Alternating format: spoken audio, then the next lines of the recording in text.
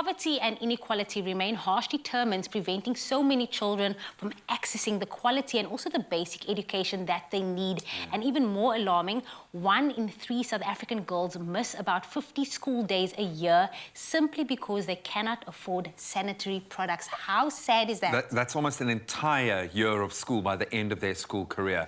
But one small foundation is making a big difference and changing that narrative. Here to tell us all about how MINA is keeping girls in school is a remarkable community leader in her own right, Sis Sepati Masokwane from the MINA Foundation. Sis, how are you? Welcome to our show. Thank you very much. Good morning to you and good morning to the viewers. So good to be connecting with you around something that is just so positive. We've obviously had a little bit of background, so we know the incredible work that you're doing. If I can start here, I think our young girls are literally missing school due to a lack of menstruation products. What are the challenges that young girls are facing in your first-hand experience? We always talk about menstrual products and girls missing school, and that is not the only thing that is happening. They have challenges of water, they don't have panties, and because now they don't have proper sanitary products, they use unsanitary products. They use dried up cow dung, they use dried up cob of the corn, you know, when you eat corn, and some of them these days say they also use grape leaves, they use plastic to receive the blood. When you talk about things like cow dung and things that come from the ground, the first thing you think about is infections,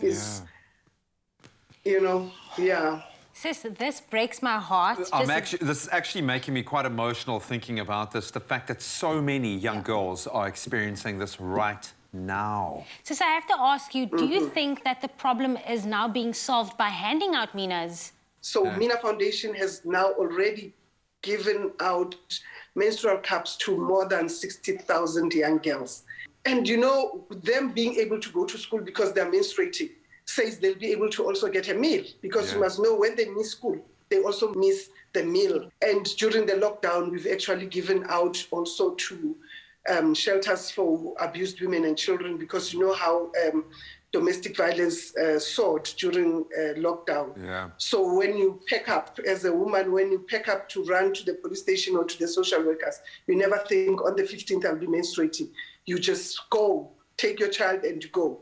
How do you help bridge the gap between classes and real life? Because these girls, yes, it's one thing getting them into school and making sure they stay there, but they've got to navigate life at the same time. We never issue out MINA menstrual cups to any child without involving the parents, without involving community leaders, without involving, you know, when we go to a rural area, we have to talk to the chief. One of the things that we have to discuss in especially traditional areas with the traditional leaders is the issue of virginity, because the first thing they ask about when they see your MINA menstrual cup, they ask, is it not going to affect your virginity? And the first thing we do actually is to explain what virginity is, and then we talk about protection of the hymen.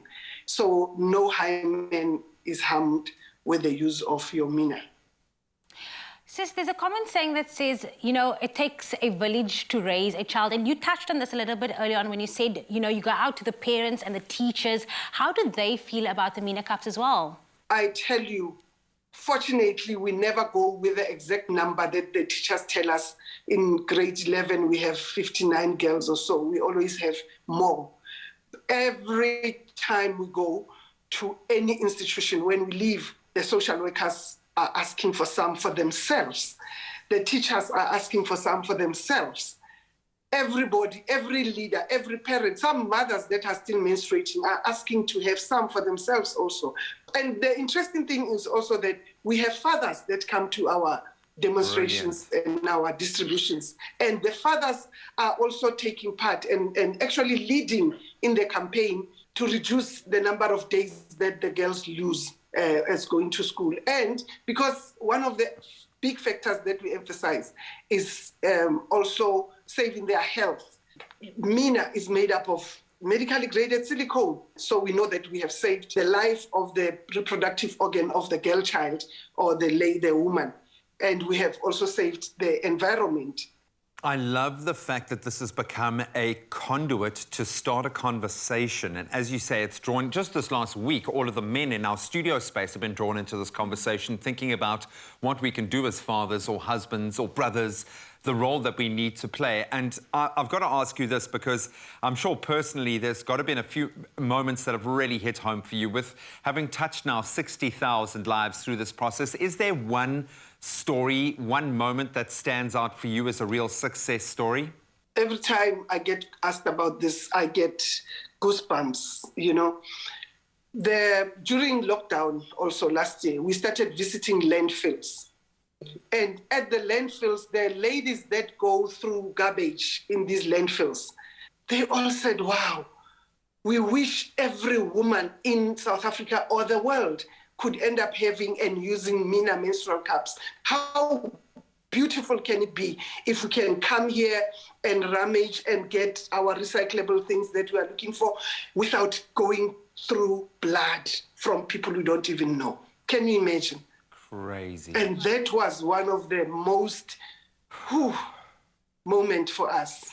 We are doing from ourselves. We are doing from people that contribute and donate to MINA so that we can be able to help.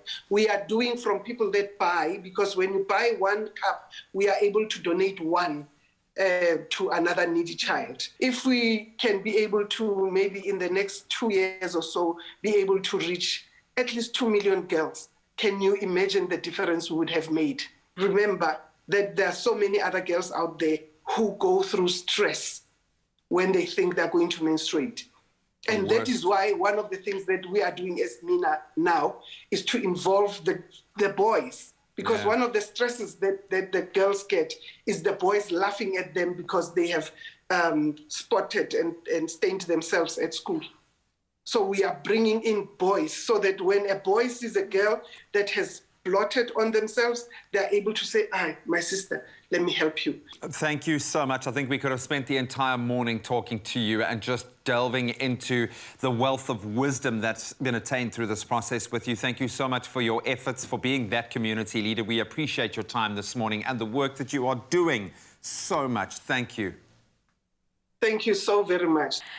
Love it. It was difficult. That was a difficult conversation, but much needed. We can all make a difference and help keep a girl in school. Now, when you buy a MINA during the month of August, not only will you get one free, but the incredible MINA Foundation will also be donating a MINA menstrual cup to a girl in need. So please get involved and help keep our girls in school. You can buy your MINA online at minacup.com.